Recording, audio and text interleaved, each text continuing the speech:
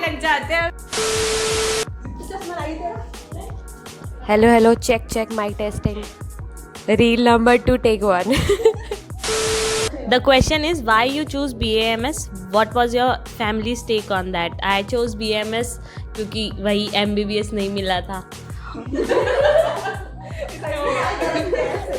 सोच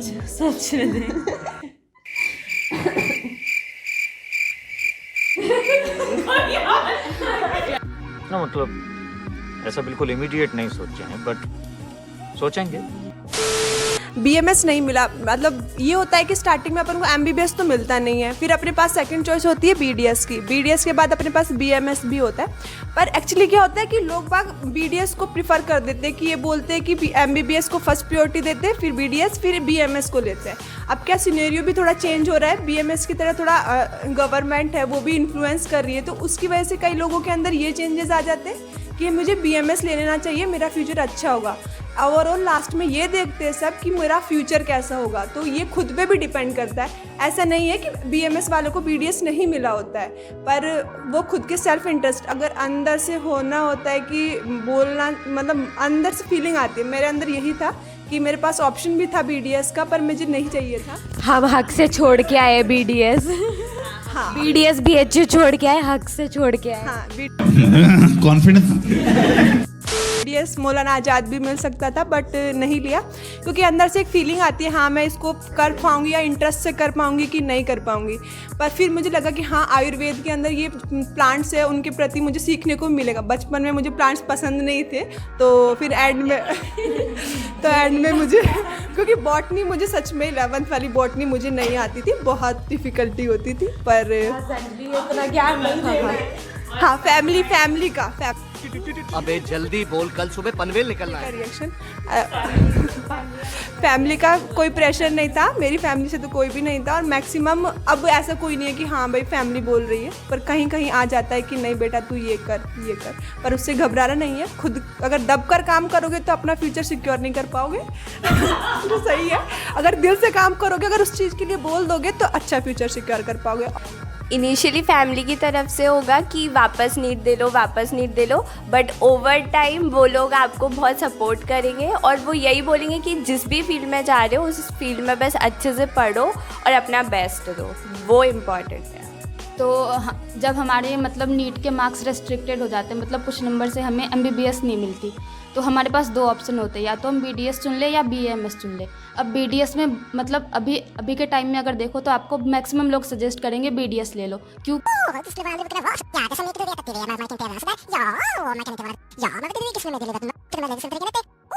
2000 years later. लेकिन according to me अगर मैं देखूँ ना तो BDS मेरे हिसाब से थोड़ा रेस्ट्रिक्टेड हो जाता है, मतलब आप रेस्ट्रिक्टेड हो जाते हो फेस तक।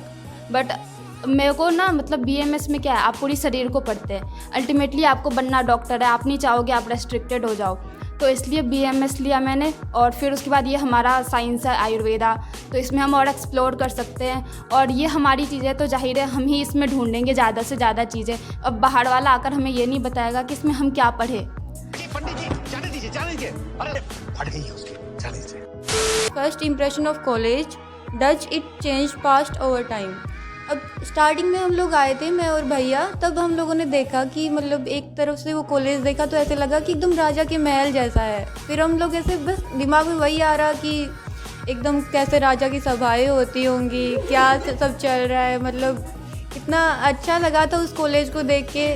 और फिर बाद में साइड में और देखा, चरक गार्डन देखा, उसमें इतने सारे मेडिसिनल प्लांट्स देखे, वो हमारी तरफ थोड़ा कम ही होते हैं। हरियाणा में भी नहीं होता है इतना ज़्यादा कुछ, इतना ज़्यादा मतलब मानते भी नहीं हैं इन चीज़ों को। फिर बाद में हम अंदर गए, देखा कि मतलब एकदम अच्छा लगा उधर जाते ही कि हाँ इतना पूरा बड़ा सा गुम्बद, क्या बोलते हैं, हाँ एक डोम शेप था पूरा अंदर से।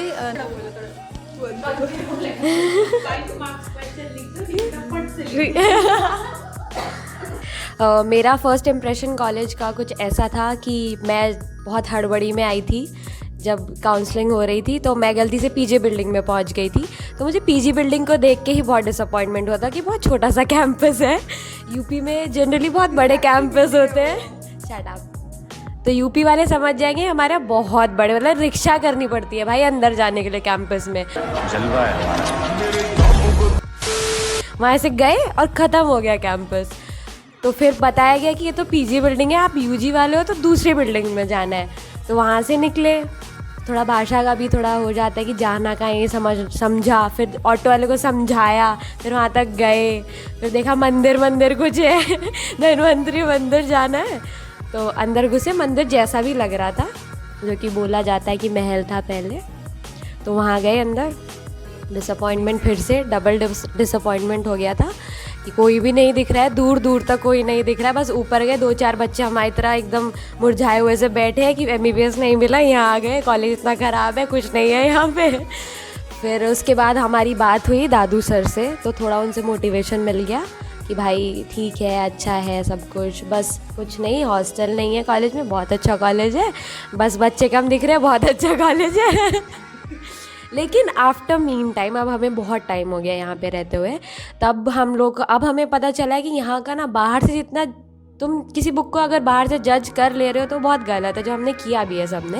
लेकिन अब हमें पता चल रहा है कि यहाँ का एकेडमिक्स बहुत अच्छा है, यहाँ का OPD जितना अच्छा चलता है ना आयुर्वेदिक डिपार्टमेंट में, अगर तुम देखो किसी और का नहीं चलता है। You won't even get to have space inside, इतना है। भाई साहब कुछ ज़्यादा नहीं हो गया ये, मतलब कुछ भी। Shut up. हाँ, तो अभी अपने कॉलेज को हेल करना है तो हमारा OPD भी बहुत अच्छा है। यहाँ पे आपको नॉलेज वाला पूरा इन्वायरमेंट मिलेगा, आप पढ़ाई के अलावा कुछ कर ही नहीं पाओगे, इतना पढ़ाई वाला। वहाँ पे बैठ के आपको दिखेगा कि लोग डिस्कशन भी करते हैं, सब लोग पढ़ाई भी कर रहे होते हैं। तो इन शॉर्ट एकेडमिक्स के लिए बहुत अच्छा कॉलेज है, और मैं तो रिकमेंड करूँगी ITRA में ही आइए आप देखो, टाइम के साथ हर चीज़ बदलती है, हमारा व्यू भी बदल गया टाइम के साथ। अपन को बाहर से हमें लगा था कि यार ये मंदिर जैसा है, पर क्लासेस मॉडर्न टाइप की है, मतलब अच्छी है, डिस्प्ले पे हम पढ़ाई करते हैं और बाकी सब तो अच्छा ही है, मॉडर्न के अकॉर्डिंग ही स्टडी होती है। ये नहीं कि हम ग्रंथ पढ़ रहे हैं, हमें लिखवाया जा रहा है, हाँ पेड़ के नीचे पढ़ रहे हैं, ऐसा कुछ भी नहीं है, मस्त। और यहाँ पे सेंट्रल लाइब्रेरी भी है, तो वहाँ पे AC फुल AC है ऐसा कुछ नहीं है कि भाई आयुर्वेद है तो बिल्कुल पुरातन ज़माने से हमारा ये ऐसे ही उसी तरह से रहना पड़ेगा, चोटी करनी पड़ेगी, ऐसा कुछ भी नहीं है। मस्त मॉडर्न टाइप से रहना पड़ता है, पढ़ाई भी मस्त अच्छे तरीके से होती है। टाइम के साथ सब अच्छा लगने लग जाता है। फर्स्ट इंप्रेशन तो लगता है ना, क्योंकि नई चीज़ देखते हैं तो अपन को थोड़ा अजीब लगता ही है, पर टाइम के साथ कंफर्टेबल हो जाता है। Campus is really huge. हाँ, बहुत बड़ा कैंपस है। और स्टूडेंट लाइफ में अपने कॉलेज को बुरा नहीं बोला तो क्या किया है तुमने ना, क्या बढ़िया था Things to buy before joining college. About extracurricular activities, is it manageable? So college आने से पहले सबसे मोर इम्पॉर्टेंट चीज़ है कि यहाँ पे हॉस्टल नहीं है, तो आपको आके घर ढूंढना है, खाने का सब कुछ अरेंजमेंट ढूंढना है, और उसी हिसाब से आपको चीज़ें भी खरीदनी है। फॉर कॉलेज आपको एप्रन खरीदना है, दैट इज़ वेरी इम्पॉर्टेंट, और वो भी 2 खरीदने हैं। एक चीज़ बता दो यार, क्या बोल रहे हैं? हाँ, उनके लिए चल चुप उसके हिसाब से जैसे जैसे आप रहोगे तो आपको आपकी बेसिक नीड्स पता चल जाएंगी। कंफर्टेबल शूज़ भी ले लेना, बहुत इम्पोर्टेंट है। हाँ, सनस्क्रीन भी इम्पोर्टेंट है, बहुत गंदी धूप है यहाँ पे, SPF 50++। Anything else? White apron is a must to give it a doctor वाली फीलिंग, वो तो चाहिए। और बाकी अपनी बेसिक नीड्स भी लेकर आनी है इसलिए मैं बेसिक नीड में ख़त्म कर। घर से खाने का सामान लेके आना, क्योंकि यहाँ पे घर बहुत याद आता है। हाँ, घर से दूर लोगों के घर तो याद आई गई। About और कोई extracurricular activities? देखो, मैं तो एक बैग लेके आई थी। एक्स्ट्रा करिकुलर एक्टिविटीज़ होती है यहाँ पे, अचानक से बाढ़ आ जाती है, बहुत ज़्यादा एक्स्ट्रा करिकुलर एक्टिविटी होती है। एक हाँ, सितंबर अक्टूबर का मंथ आएगा और आप बह जाएंगे, पढ़ाई नहीं दिखेगी कहीं भी। तो उसमें ऐसा नहीं है कि मैनेजेबल नहीं है, अगर आप कर पाओगे तो मैनेज भी हो जाएगी कि 24 घंटे में से 20 घंटे नाच रहे हो या गा रहे हो, या कोई डेकोरेशन चल रही है। जैसे यहाँ पे क्या नवरात्रि का फंक्शन बहुत अच्छा होता है, गणेश महोत्सव होगा, उसमें एक कल्चरल इवेंट भी डाल दिया जाएगा, टीचर्स डे भी होगा। तो मैनेज करने का ऐसा है कि आप कॉलेज की टाइमिंग्स ही कुछ ऐसी है कि पूरा दिन कॉलेज में चला जाता है, तो वो चीज़ आपकी वही रह जाएगी एक्स्ट्रा करिकुलर। उसके बाद आके अगर आप ना 6:30 से 12 वाला टाइम में अगर मैनेज करके 3 घंटे भी रोज़ पढ़ ले रहे हो, 3 घंटे भी रोज़ पढ़ ले रहे हो तो उतना भी काफ़ी है। क्या बोला तूने?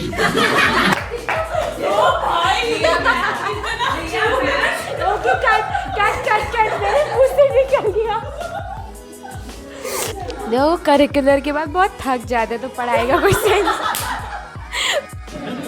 यही बातें तो बाद में याद आती हैं। पढ़ाई का कोई सेंस बचता नहीं है। तो बस इतना है कि अगर क्लास होगी तो उसके क्लास में कुछ पढ़ लेना और 1 घंटा बस देख लोगे तो उतना काफ़ी है। और 1 साल में 1 महीना ही एक्टिविटीज़ होंगी तो हो जाएगा। इतनी ज़्यादा कोई एक्स्ट्रा करिकुलर एक्टिविटीज़ होती नहीं है कॉलेज में जो आपकी पर्सनल 1 महीना 2 महीने ही आता है, तो तभी मैनेज करने का नीड होता है। बाकी टाइम स्टडीज़ के साथ कैरी ऑन कर सकते हैं। बाकी जो जिसकी पर्सनल एक्टिविटीज़ जिसको करनी है, पर्सनल, किसी को आर्ट पसंद है, किसी को खेलना पसंद है, वो तो अपने हिसाब से मैनेज करना ही पड़ेगा। टाइमिंग्स कॉलेज की क्योंकि ऐसी है कि मैनेज करके ही चला जा सकता है, वरना 24 घंटे भी कम लगते हैं। आई वुड सजेस्ट कि जितनी भी एक्स्ट्रा करिकुलर एक्टिविटीज़ हो, try to participate in that, क्योंकि मैनेज सब कुछ हो जाता है। हाँ, सारा मैनेज की थी। ये बैडमिंटन खेली थी, खो खो खेली थी, कबड्डी खेली थी, डांस भी करी थी, सब। मतलब एक्चुअली हाँ, एक तो सबसे बड़ी प्रॉब्लम आ जाती है डिस्टेंस की। तो स्टार्टिंग में सुबह सुबह जाओ, खेलने जाओ। एक्स्ट्रा करिकुलर एक्टिविटीज़ भी काफ़ी मिल जाएंगे यहाँ पे, जैसे श्लोका रिसाइटेशन भी होता है यहाँ पे, और डिबेट कंपटीशन होता है। और बताओ 2-4 स्पोर्ट्स की वैरायटीज़ भी यहाँ पे काफ़ी मिल जाएंगी। जैसे गर्ल्स के लिए अलग होता है और बॉयज़ के लिए अलग होता है। जैसे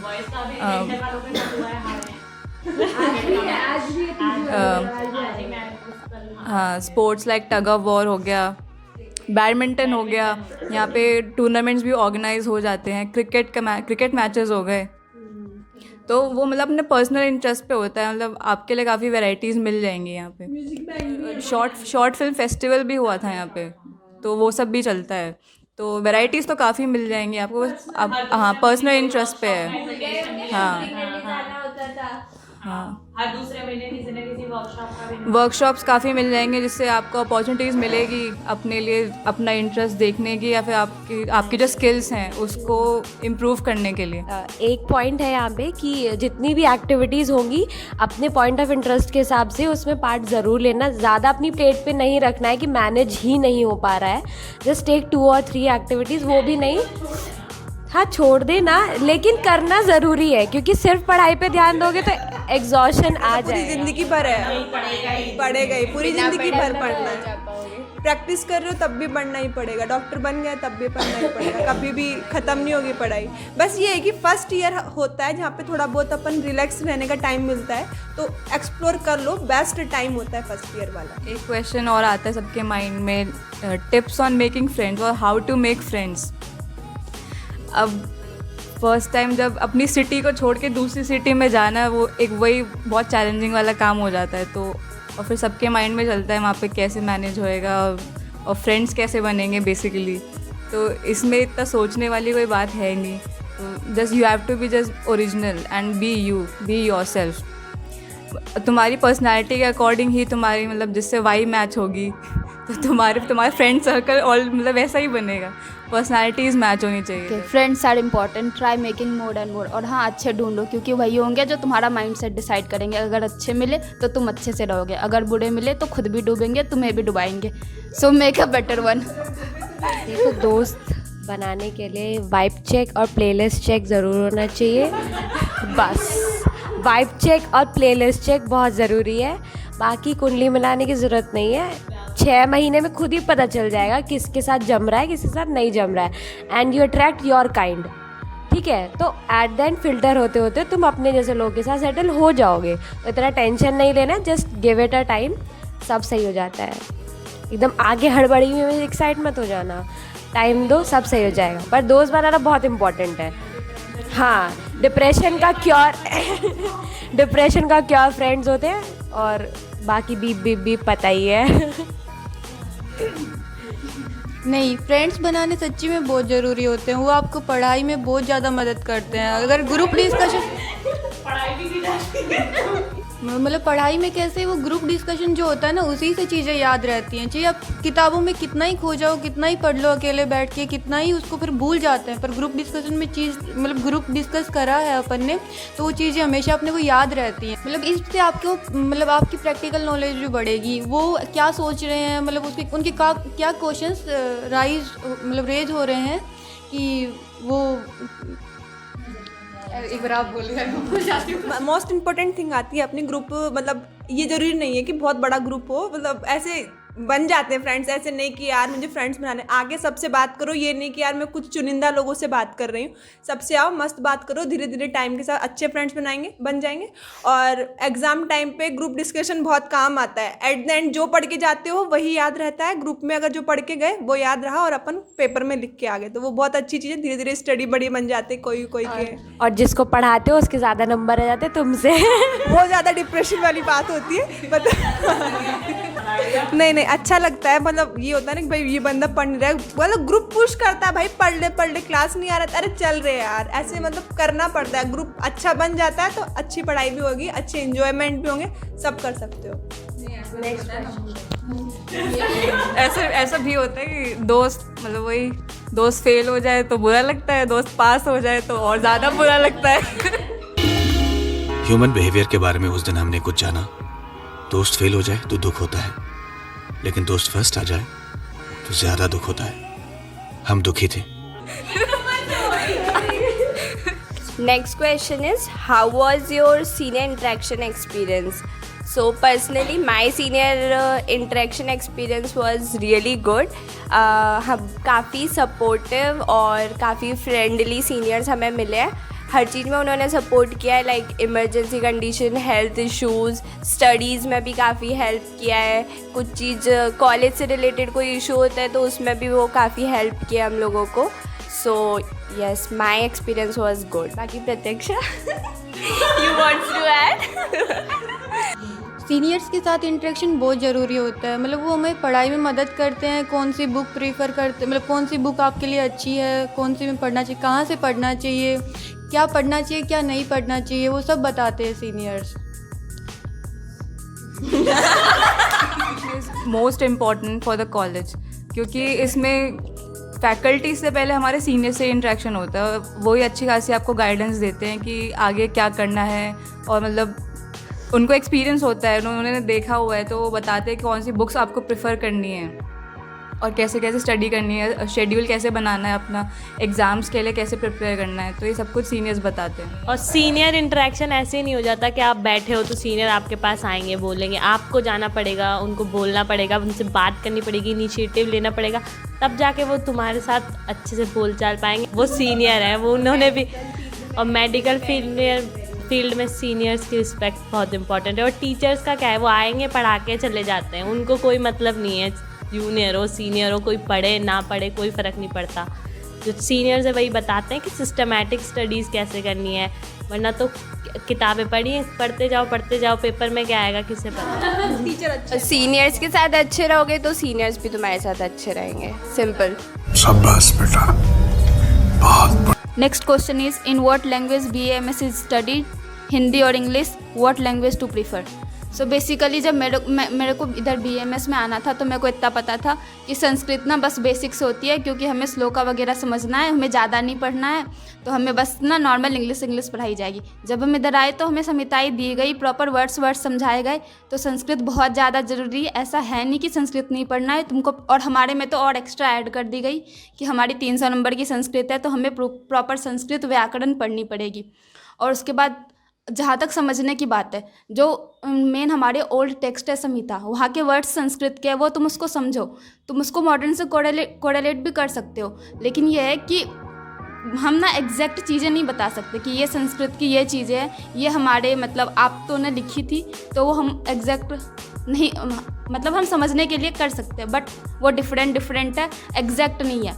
बाकी हम इंग्लिश और हिंदी अपने हिसाब से कुछ भी प्रेफर कर सकते हैं। हमारे जो पेपर्स होते हैं वो हमें इंग्लिश में लिखने हैं, बाकी तुम अपने हिसाब से देख लो, जो तुम्हें सही लगे वो लैंग्वेज चूज़ करो। जितने भी CBSE और ICSE वाले स्टूडेंट्स हैं तो वो लोग पहले ही संस्कृत देख के डर जाते हैं। मैं भी उनमें से एक ही हूँ। जब यहाँ आई थी तो मुझे हिंदी में भी बहुत प्रॉब्लम होती है, संस्कृत तो बहुत दूर की बात है। लेकिन ऐसा नहीं है कि बिल्कुल भी नहीं आएगा। अगर आप स्टार्टिंग से शुरू करोगे तो आ जाएगा, धीरे धीरे टाइम लगेगा लेकिन आ जाता है। क्योंकि देखो बेसिकली तुम्हारे पास ऑप्शन हर चीज़ का रहेगा कि हिंदी में पढ़ लो, इंग्लिश में पढ़ लो, इवन संस्कृत में पढ़ लो। लेकिन जो चीज़ जिस तरह से लिखी गई है उसको आप उसकी नेटिव लैंग्वेज में पढ़ेंगे ना तो आपको ज़्यादा अच्छे से समझ आएगा। आप इंग्लिश में ट्रांसलेशन पढ़ रहे हो एक चीज़ का, वो पहले लिखा गया, उसका टीका है, फिर उसका ट्रांसलेशन है हिंदी में, फिर इंग्लिश में है, तो आप 4 चीज़ें बाद होके पढ़ रहे हो तो उसको कोई सेंस बनता नहीं है। अगर आप नेटिव लैंग्वेज में पढ़ोगे तो ज़्यादा ईजी रहेगा। संस्कृत समझोगे, टाइम के साथ आ जाएगी, इतना टफ नहीं है। मैं बोल रही हूँ, मेरे को आने लगी है, थोड़ी थोड़ी हो जाएगा। 10 नंबर आया मेरे संस्कृत में। अगर अपना जोनर है तो अब तुम इंग्लिश में ही करो, कंटिन्यू रखो। अगर हिंदी में तुम ज़्यादा कंफर्टेबल हो, अपना अंदर का जो मतलब तुम जो अंडरस्टैंड किए हो हिंदी में ज़्यादा अच्छे से एक्सप्लेन कर पा रहे हो तो हिंदी में लिख लो। अगर तुमने अपना वर्डिंग मतलब अपना एक्सप्लेनेशन हिंदी में अच्छा दे दिया, इंग्लिश में अच्छा दे दिया, मार्क्स उतना ही मिलेगा। ये नहीं है कि भाई इंग्लिश वाले को ज़्यादा मार्क्स मिल रहा है, हिंदी वाले को कम मार्क्स मिल रहा है, ऐसा नहीं होता है। टू द कॉन्सेप्ट बात करोगे तो मार्क्स दोनों में मिलेगा, डरने वाली कोई बात नहीं। मॉडर्न सब्जेक्ट है वो तो ऑब्वियसली तुम्हें इंग्लिश में ही करना पड़ेगा, मॉडर्न के लिए अपने पास हिंदी ऑप्शन नहीं होती है। इंग्लिश और हिंदी दोनों में जो है वो आपको बुक्स में अवेलेबल होंगी। और ITRA की भी बात करें तो हमारे कॉलेज में भी आप सेंट्रल लाइब्रेरी है तो वहाँ पे आपको इंग्लिश टेक्स्ट बुक्स भी मिल जाएंगी ट्रांसलेशन में, और हिंदी ट्रांसलेशन भी मिल जाएगी। तो आप अपने अकॉर्डिंग चूज़ कर सकते हो और पढ़ सकते हो आराम से, इसमें कोई दिक्कत नहीं है। और संस्कृत में भी इतना कोई डरने वाली बात नहीं है, क्योंकि स्टार्टिंग में लगता है जिसने मतलब जिन स्कूल टाइम में हम नहीं पढ़ते हैं संस्कृत, बहुत कम पढ़ते हैं, तो लगता है कैसे करेंगे, बट बहुत बेसिक संस्कृत होती है, कोई इतनी हाई लेवल की नहीं है। और संस्कृत पढ़ना भी इम्पॉर्टेंट है क्योंकि वो श्लोका में बहुत हेल्प करता है, श्लोका ट्रांसलेशंस में, और श्लोका को पढ़ना कैसे है, क्योंकि श्लोकास बहुत इम्पॉर्टेंट है आयुर्वेदा के लिए। तो वो संस्कृत वहाँ पे इम्पॉर्टेंस है उसकी, इतना कोई ज़्यादा टफ नहीं है, बाकी वो प्रैक्टिस से तो सब हो जाता है। क्वेश्चन मत छोड़ना वरना फेल हो जाओगे। उल्टा नहीं, अगर उल्टा सीधा लिखोगे तब भी नंबर नहीं मिलेंगे। पॉइंट्स तो लिखना बस क्वेश्चन अटेम्प्ट करना है, 1 नंबर तो मिलेगा ज़रूर। नहीं मिलता है मुझे, मिलता है। नेक्स्ट क्वेश्चन है, how to cope up with the social stigma of pursuing BMS। सबसे बड़ा सवाल होता है, कहीं पे भी तुम्हारा एडमिशन हो गया, उसके बाद घर वालों से तुमसे यही पूछा जाएगा, MBBS नहीं मिला, BMS क्यों कर रहे हो, MBBS नहीं मिला, कितने नंबर कम हो गए, ये वो। इन सवालों से 1 साल तो जूझना ही पड़ता है जब तक दूसरी पीढ़ी नहीं आ जाती। तो सबसे सही जवाब है और ये है कि कॉन्फिडेंट रहो अपनी फील्ड में कि हाँ हम BMS कर रहे हैं तो कर रहे हैं, MBBS नहीं मिला तो कर रहे हैं BMS, जो भी कर रहे हैं हमारी फील्ड में स्किलफुल कर ही लेंगे। कॉन्फिडेंट रहना है, खुद की फील्ड को लेके खुद ही ऐसा फील करेंगे कि हाँ ठीक है नहीं मिला, डाउन हो गए कि कोई पूछ रहा है MBBS नहीं मिला तो उसमें चले गए, हाँ नहीं मिला, हमें मिलना चाहिए था, ये कोसने लग गए चीज़ों को, उससे कुछ नहीं होगा। खुद कॉन्फिडेंट रहो कि हाँ हमें BMS मिला है, अच्छा कॉलेज मिला है और हम कर लेंगे। और MBBS को मिस करने की ज़रूरत नहीं है, जब BMS में आ गए हो तो कर लो बस पूरा। कोई ये पीछे मुड़ मुड़ के देखने की ज़रूरत नहीं कि MBBS मिल जाता ये वो। MBBS को याद करने से कुछ नहीं होगा। हाँ, और BMS में अगर आई गए हो तो ये बात ध्यान रखना, BMS ने तुम्हें चूज़ किया, तुमने BMS को नहीं। स्टार्टिंग में मेरे को भी बहुत बुरा लगा था कि मेरे को MBBS नहीं मिला, मैं BMS करूँगी। सब लोग बोलते थे क्या जड़ी बूटियों में क्या रखा है, क्या पढ़ोगी इससे कुछ नहीं होता, क्योंकि सबको एक जल्दी से उसका इफ़ेक्ट चाहिए। अगर उनको सर दर्द है तो फटाफट दवाई लो और बस उसका इफ़ेक्ट हो जाए, बस उनका ठीक हो जाना चाहिए 2 मिनट में। ऐसे नहीं, उनको ऐसे मतलब वो देख नहीं रही कि वो मतलब मेडिसिन ले तो रहे हैं बट उनके अंदर शरीर के अंदर वो मेडिसिन क्या इफ़ेक्ट कर रही है, वो सब चीज़ें नहीं देख रहे हैं। और बाकी फिर बाद में मतलब मैंने स्टार्टिंग में लिया तो मेरे को बुरा तो लग रहा था कि हाँ मैंने MBBS क्यों 1 साल और ड्रॉप ले लेती। फिर बाद में यहाँ पे आई तो फिर ऐसे देखा कि मतलब BMS में इतने ज़्यादा सब कुछ है, मतलब पढ़ने के लिए। और 15 साल से PCM भी खाया है। हाँ, यहाँ के पता चला कि आयुर्वेदा भी एक ऐसी चीज़ है, मतलब उसको अपनाओगे तो मतलब बहुत ही। और आयुर्वेद का तो मेन मोटो ही ये है, स्वस्थ से स्वास्थ्य रक्षण मातुरस्य विकार प्रशमनम च। और मतलब ये एक टाइप से प्रेशर बन जाता है कि यार मैं क्या कर रहा हूँ। ऊपर से गर्ल्स के अंदर तो फिर एक एज फैक्टर भी आ जाता है। पेरेंट्स की थिंकिंग थोड़ी अलग होती है गर्ल्स को लेकर, कभी कभी वो दूसरे वाले पर्सपेक्टिव से सोचे तो बोलने दे तुझे भी मिला है कि MBBS नहीं मिला के तेरे को, तो मैं बोल देती हूँ हाँ नहीं मिला। राजस्थान की कट ऑफ इतनी जाती है कि नहीं मिला। नहीं, BMS बहुत अच्छा है। इसमें जो ट्रीटमेंट है ना, मतलब वो एक बहुत अच्छा है। Guys, do you still miss MBBS? No! See? But deep down they know. ਹੱਸਦੇ ਚਿਹਰਿਆਂ ਦਾ ਮਤਲਬ ਇਹ ਨਹੀਂ ਹੁੰਦਾ ਕਿ ਉਹਨਾਂ ਨੂੰ ਕੋਈ ਤਕਲੀਫ ਨਹੀਂ ਹੁੰਦੀ। ਉਹਦਾ ਮਤਲਬ ਇਹ ਹੁੰਦਾ ਕਿ ਇਹਨਾਂ ਨੂੰ ਤਕਲੀਫਾਂ ਨਾਲ ਡੀਲ ਕਰਨਾ ਹੁੰਦਾ। हाँ, धन्वंतरी के सामने, मतलब कॉलेज का नाम धन्वंतरी है, MBBS कॉलेज है। एक बार तुम जाओगे तो एक बार थोड़ी सी मिस कर लोगे MBBS को, क्योंकि मैं फर्स्ट टाइम में गई थी रियलिटी, तो थोड़ा बहुत आया था कि यार MBBS नहीं मिला होता तो शायद हम यहाँ होते। पर धीरे धीरे फिर आयुर्वेद को जाना ना, तो वो फीलिंग भी हट जाती है, अच्छा लगने लग जाता है। अब जाके आ जाते, चक्कर काट के आ जाते, कोई फर्क नहीं पड़ता, चाय पी के आते। अच्छा जो कर रहे अच्छा कर रहे हैं। और आओ यहाँ पे 6 महीने बताओ, नाम के आगे डॉक्टर नहीं वैद्य अच्छा लगने लगेगा तुम्हें। सो next question is, would you suggest any NEET aspirant to pursue BAMS? तो देख, एक माइंड सेट होती है कि बचपन से हमको MBBS जाना है, हमें तो पता भी नहीं होता BMS क्या है कैसे है। फिर आप यहाँ आते हो, फिर बहुत सारे बच्चे होते हैं जो उसको देखते हैं, फिर उनको पसंद आ जाती है।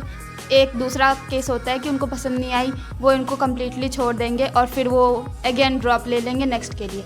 और कुछ बच्चे होते हैं वो ट्राई करते हैं कि वो कॉलेज की पढ़ाई करें और साथ में ये नीट की करें।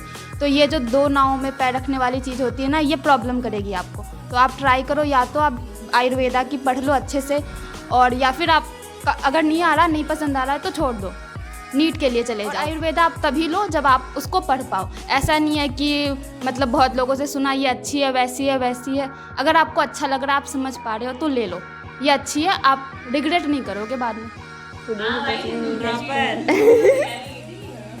हाँ, आओ भाई, BMS में आओ, बहुत स्कोप है। और स्कोप नहीं भी है तो बना लेंगे अपना स्कोप, बना लेंगे। भाई देखो, पॉपुलेशन इतनी हो गई है तो स्कोप तो ढूंढना पड़ेगा, स्कोप ढूंढना पड़ेगा। क्या उस बंध जाते हैं, उस नैरो स्पेक्ट्रम में रह जाते हैं कि हाँ भाई नीट ही है, जो भी है सब कुछ। पर नहीं, इससे भी बाहर बहुत सारी दुनिया है। मतलब BMS भी स्कोप होता है। लोग बागों को यही नहीं पता होता है BMS भी क्या है। इसके होम्योपैथी भी होता है। लोग बाग को अगर मन हो, इंटरेस्ट, हाँ, सिद्धा भी है, यूनानी भी है। इंटरेस्ट की बात है यार, कौन कहाँ जा रहा है। हाँ, वेटनरी है, वेटनरी का बहुत अच्छा स्कोप है। मेरी बहन है, बहुत अच्छा फ्यूचर, बहुत अच्छा सिक्योर है, बहुत आराम की ज़िंदगी होती है। पर ऐसा नहीं है, अगर तुम्हारा इंटरेस्ट नहीं है फिर वेटनरी में जा रही हो तो फ़ायदा नहीं है। मैं जो टिप देना चाहूँगी, जितने भी फ्रेशीज़ आ रहे हैं सबका थोड़ा सा MBBS के ना मिलने के बाद बहुत ज़्यादा डिप्रेसिंग माहौल होता है, सब कुछ होता है। तो उसके बाद खुद को कभी कम मत समझना, you are very worth it. अगर आप यहाँ तक भी आए हो ना, आपने बहुत मेहनत की। सोचो तुम जब MBBS की तैयारी कर रहे थे और तुम यहाँ तक फ़िल्टर होके आए हो, तो तुम आधी से ज़्यादा जनता से ऐसे ही फ़िल्टर अलग हो गए हो। तो कंपेयर मत करना बस किसी से, और ख़ुद को कभी कम मत समझना। तो चिल रहना, और कोई ना कोई ऐसा फ्रेंड भी बना लेना जिससे दिल की बातें शेयर कर सको। माई tip is bring lots of patience and patience and patience, क्योंकि इनिशियल 2-3 मंथ्स में आपको नहीं आएगा कुछ भी समझ, क्या वात पित्त कफ है तो, और वो सब चीज़ें नहीं आती है समझ, सिर्फ टाइम के साथ ही आएंगी। तो टाइम हील्स एवरीथिंग। तो अपने साथ बहुत सारा पेशेंस लेके आना। फ्रेशर्स है ना, अपने साथ बहुत सारा खाने का सामान ज़रूर लेके आए, क्योंकि वो सबसे ज़्यादा ज़रूरी होता है यहाँ पे। मतलब घर का खाना बहुत मिस करोगे, और अपना खुद का ही एक टाइम बनाने का सोचना, क्योंकि बाहर का खाना इतना अच्छा भी नहीं होता। पूरे टाइम होटल में खाना, मेस में खाना, उससे आपकी तबीयत भी बहुत ज़्यादा ख़राब हो सकती है। हमारे साथ भी यही हुआ था। और थोड़ा स्टडी के मामले में आप थोड़ा घबराना नहीं, क्योंकि स्टार्टिंग में संस्कृत है तो उससे ज़्यादा डरना नहीं होता कि संस्कृत है। एक बार थोड़ा थोड़ा स्टार्टिंग में दिक्कत आती है, हमें भी ऐसा लगा था कि ये संस्कृत पढ़ रहे हैं, अभी डॉक्टर बन रहे हैं, पंडित बन रहे हैं, क्या है समझ नहीं आ रहा था क्या हो रहा है। पर फिर धीरे धीरे हमने सीखा उस चीज़ को, उस वर्ड को समझा, गहराई से समझा तो हमें समझ आया। और उसके मतलब हर चीज़ का अपना एक महत्व होता है। हाँ, BAMS करना ही है तो फाइनली इसको एक्सेप्ट कर ही लो। ऐसा नहीं है कि हम इसको लेकर बर्बाद हो जाएंगे, कुछ ना कुछ अच्छा हो ही जाएगा। मोदी जी हमारे सपोर्ट में, WHO भी है, और भी बहुत सारी चीज़ें हैं करने के लिए, तो तुम आओ, बहुत मज़े करेंगे। अब BMS करना है तो फिर पूरी तरीके से करना है, ये नहीं है कि हम ये भी कर लेंगे वो भी कर लेंगे, हम सभी कर लेंगे। जो भी करना है पूरी तरीके से करना है। और अगर घर से इतना दूर आ रहे हैं, खुद का ध्यान रखना ही है, कुछ भी करो खुद का ध्यान तो रखना है। माई tip for freshers would be कि आपको 2 चीज़ें तो अपने साथ रखनी है। एक तो सेल्फ कॉन्फिडेंस और सेकंड पेशेंस। बहुत सारा पेशेंस चाहिए आपको। और कंपैरिजन तो कभी करना ही नहीं है MBBS और BAMS में, और अपने आप को कभी कम नहीं समझना, और प्राउडली बोलना है कि हम BAMS की स्टडी कर रहे हैं।